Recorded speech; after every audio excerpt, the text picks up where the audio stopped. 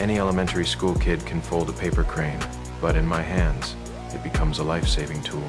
While Sarah wasn't looking, I quickly dropped the crane into the infirmary drain. The crane flowed straight to the yard's drainage system. I knew what that meant. The pipes between here and there were connected. I also noticed that thick power cable outside the infirmary window, leading straight beyond the prison walls. So to escape this place, the infirmary was our only way through. Because of the gang war, I'd made an enemy of Teabag. The enemy of my enemy is my friend. Benjamin gave me back the pills. I finally passed Sarah's test, but getting Lincoln out with me, going through the yard would be too obvious. I had to dig a tunnel from our cell straight to the infirmary. I pulled out the bolt I'd taken from the bleachers, started grinding it against the floor.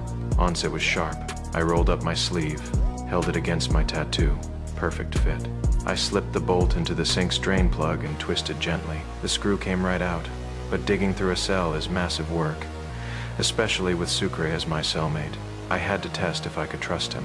I planted a fake cell phone right in front of Sucre, then had Lincoln report him. The guards came straight for him, but this guy surprised me with his loyalty. Risked solitary confinement and never gave me up. When Sucre discovered it was just soap-painted black, he was pissed, demanded to know what I was playing at. I had to lay out the whole escape plan, asked him to join us. But Sucre got even angrier, said he only had 16 months left, had a girl waiting for him, a whole future ahead, who would throw in with lifers like us. He didn't want to get dragged down, but wouldn't rat me out either, so he requested a cell transfer right away. Over the past few days, I'd seen someone visiting. The guy even brought a kid after the visit. Abruzzi looked like hell. I could read between the lines they were using his family to pressure him, forcing him to get that witness location out of me. He knew the toe. Cutting thing didn't work. I don't break under physical pressure. He had to try a different approach. When Teabag came at me with that shank to avenge his boyfriend, Abruzzi dragged him into a room and beat the hell out of him right in front of me. From that moment on, the mob boss officially joined my escape plan. Better to break out and handle his problems on the outside than stay trapped in here, he told me. He'd watch my back from now on, get me whatever I needed, but only if I took him with us. Having Abruzzi's protection made life in here a lot easier. But then came something I never expected. Since Sucre transferred out, Bellic gave me a new cellmate, a psychiatric case. What made it worse, when I started digging at night, I'd turn around to find him staring at me with those wide, unblinking eyes. What's your problem? I got a neuroanatomic lesion affecting my reticular activating system. What does that mean? It means I don't sleep. I was completely screwed. If he never sleeps, how could I escape?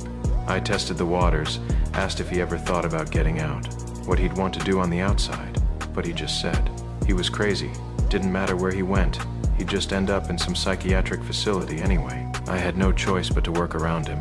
Got some chemicals from Abruzzi, squeezed out my cellmate's toothpaste, filled it with the compounds. Then in Sarah's infirmary, poured both chemicals down the drain. The corrosive mixture ate right through the pipes. This guy wasn't really as crazy as he seemed. What was even scarier, he'd stay up all night, lifting my shirt to study my tattoos. He was completely obsessed with my ink. Started going completely mad, using his photographic memory to sketch my tattoos in a notebook. He was driving me completely insane. If this kept up, I'd be discovered for sure. Just then, my former cellmate Sucre came running back. Said he'd changed his mind, wanted to escape with me. Turns out his buddy came to visit. Said his girlfriend was shacking up with him now. They were getting married soon.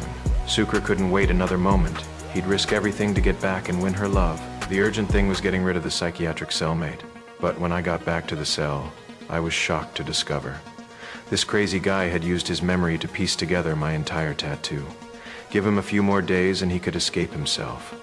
Without hesitation, I walked to the door and hurt myself, then called the guards. Accused my cellmate of violent behavior. Since he was a psych case, the guards didn't listen to his protests, just dragged him away. Sucre moved back in with that familiar smirk. Now, the real escape could finally begin.